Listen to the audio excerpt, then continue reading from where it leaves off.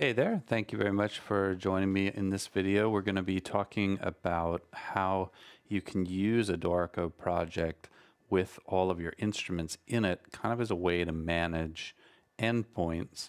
And if you're not using endpoints, then it's good to understand that those are really an integral part of getting your expression maps to work reliably, kind of building up a good collection of reliable instruments, making sure all the connections are happening with your virtual instruments and everything like that. So if you are in a situation where you've got some very specific and especially sort of more advanced libraries that have a lot of articulations, a lot of expression map nuances and caveats that you're trying to manage, and you're just feeling kind of like overwhelmed by the challenge of understanding everything that's going on in Dorico, but at the same time frustrated that you're trying to get a great sound out of it, and you want to turn the whole thing into a long-term plan because you're planning on working in Dorico for a long time, as I am, then this is all going to, I think, really make life a lot easier for you. So what I'm going to do is I'm going to break down how this really makes things more consistent for you.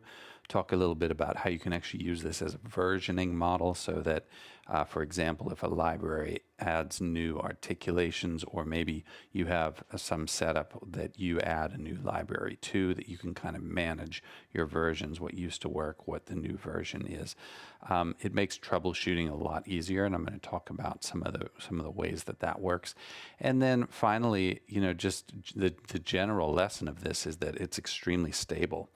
And when you are relying on something like Dorico along with your sound libraries to do professional work, as with any professional work, you really need that stability, that ability to rely on it day in, day out.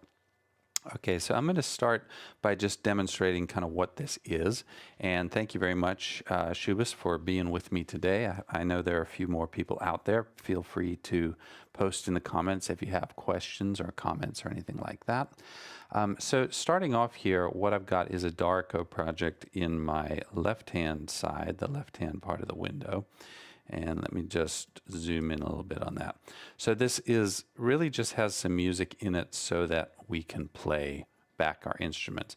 Now, this is my brass section. And what this is it's an entire project that I've created in Dorico. And all it does is it loads the instruments that I associate with my typical brass section. So I've got 4 horns, 3 trumpets, 3 trombones, and a tuba. This is all based on Berlin brass from Orchestral Tools. And then I have this set up over here in VE Pro. So I've got my 4 horns, my 3 trumpets, my 3 trombones, and my tuba. And what you can see is as I play these notes in the left-hand side, let me, get into the right mode. You can actually see the signal turning up here in the fader. So you're going to see as I move down to horn 2, we get sound, horn 3, horn 4, trumpet 1, 2, and 3, trombones, and tuba. So you can see it moving through the faders like that. And that is telling me that everything's connected correctly. So when I have a project that's just my brass, it makes it very easy for me to build this consistency because I'm just focusing on my brass. I'm not actually trying to write music right now. I'm just trying to make sure that the expression maps are working correctly, that the endpoint's connected up, everything's connected to the instrument correctly, right? So just for anybody who doesn't know, what an endpoint really does is it groups together the instrument and that instrument's expression map, or in the case of percussion, a percussion map. That's what an endpoint does. An endpoint kind of encapsulates all that so that when you load in a piano, then it knows what instrument to load and which expression map goes with that. That's all sort of encapsulated in an endpoint. And you can do this on a per instrument basis, right? So I could create an endpoint for horn 1 and horn 2 and horn 3. And that would be certainly very granular, and it would probably ultimately be just as consistent. But here's the challenge for me is that it's a lot more work. So when I'm working in this environment, what I'm primarily focused on is not obviously the music, but I am focused on, do these instruments on these staves send sound out where I want them? And so in here, you'll see that I have one instance of VE Pro loaded in. It is connected to this instance over here on my VE Pro installation, and here I have it all set up in VE Pro. This is not dependent on VE Pro, by the way. So if you're not using VE Pro, I still would recommend doing this. Let's say that you own the Cremona Quartet from Native Instruments, the Amati Viola, and the Stradivari Cello, and the Guarneri violin, the Stradivari violin. So that's kind of a set, right? You've got 4 instruments. This is true of any, it could be a synth, a set of synth collections. It would make sense to create this kind of endpoint that represents the Cremona Quartet, and you bring in those 4 solo violin or solo string instruments. You set them all up here, whether you're doing it in VE Pro or not, and then you make sure you have the expression maps set up for each one, right? So I've got this expression map called Maestro Brass, and this is kind of a catch-all for most of my brass because I have a very consistent channel switching setup, all configured with that. And I can even go into this here and I can see my whole section, and I can see that I've got the correct expression map all set up. And I know that it's all kicking sound out correctly. So everything seems to be working. So what's the next step? In order to create the endpoint, once I've got this file, I'm going to go up here and I'm going to go click on this little icon, Save Endpoint Configuration. And I can save an endpoint configuration that represents just this brass unit. Another way that I can do it, and actually the way I tend to do it, is I open this cog here because it already has a name here, which makes it very easy for me to remember. And I can look quickly and summarize all of this and make sure, okay, I've got the right number of ports, I've got the right number of MIDI channels per port, I've got the right expression maps. If I needed percussion maps, I could see that all here. And then I click on Save Endpoint Configuration, and then it uses this name up here, and I save that.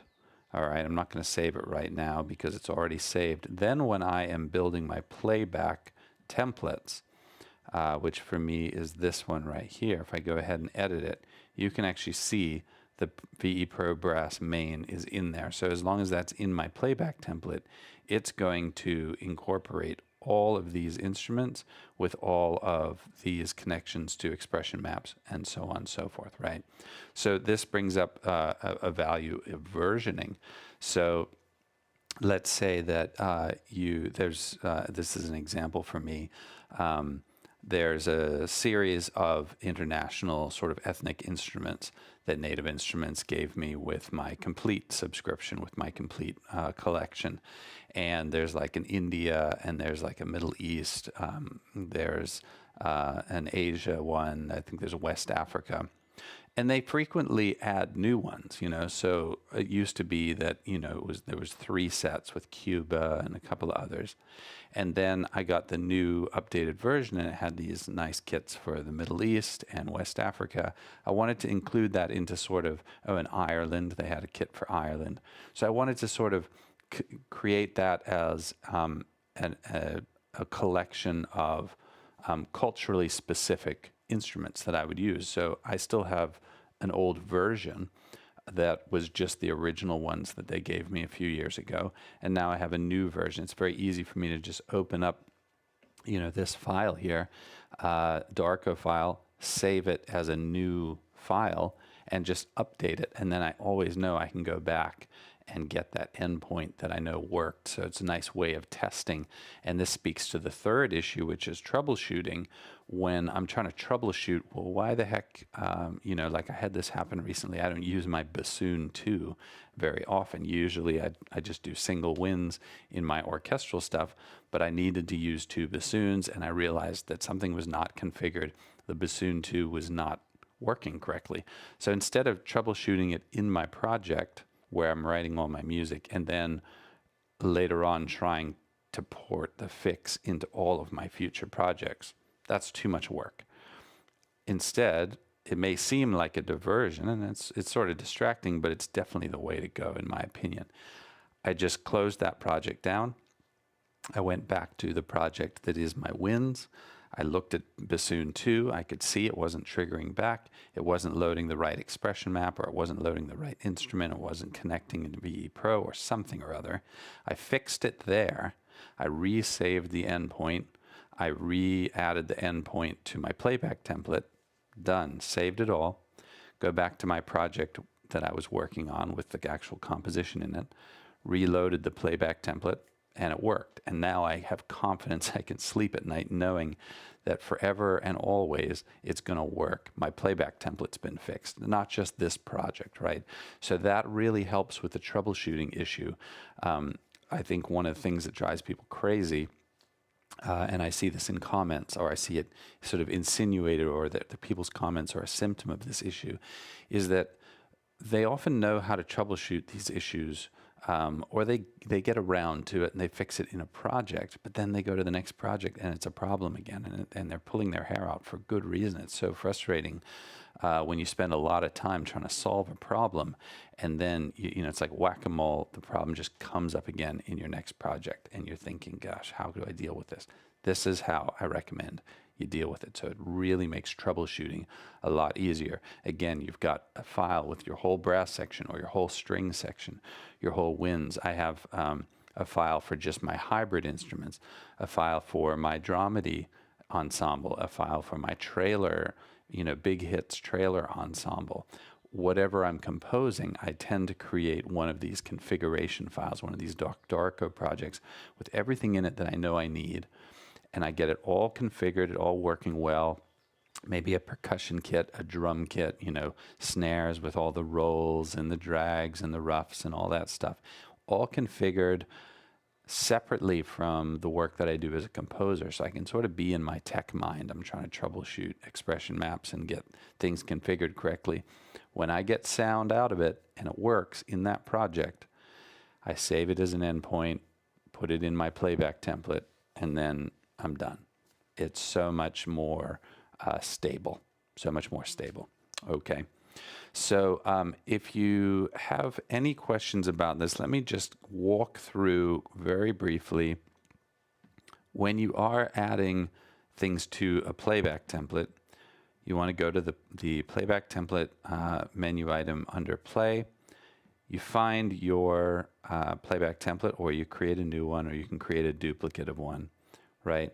You just come down here and you say add manual. These are all the templates or the collections I have. You can see I've got brass, percussion, pitched, strings, and woodwinds, as well as recently I added the Berlin Free Orchestra.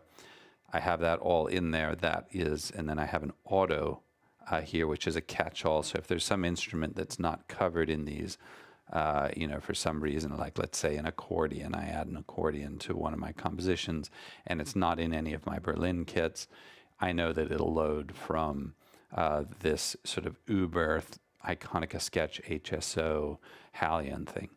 And then I save that, and whenever I hit apply and close, it's going to work. If I wanted to, I can also come in here to general and play, and I can make it my default playback template.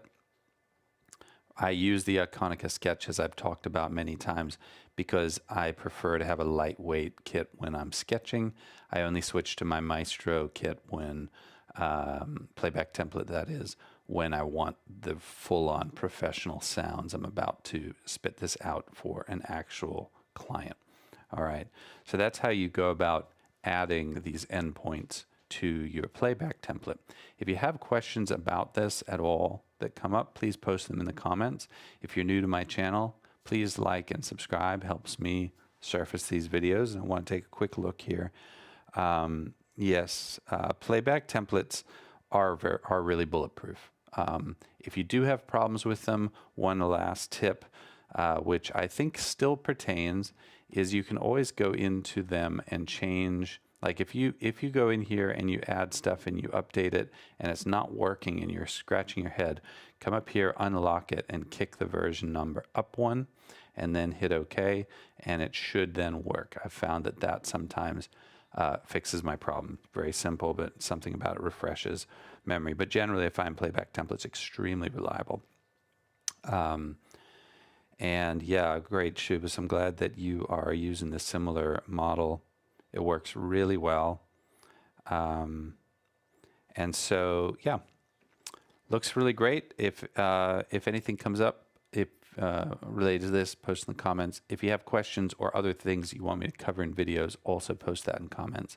I'm really pretty diligent about reading my comments every week. I don't always get to them, within 24 or 48 hours because I do have a lot of demands on my time right now. But I do always get to them. I'm really interested in what people have to say. I'm really interested in comments that people have and all that. So please do reach out to me. I hope everybody has a great weekend this weekend, and I will be back again next week. Thanks to everybody who joined me today, and thanks, Shubis. I'm glad that you learned that from the videos that I've done in the past. And thanks again, everybody. I'll see you next week. All right.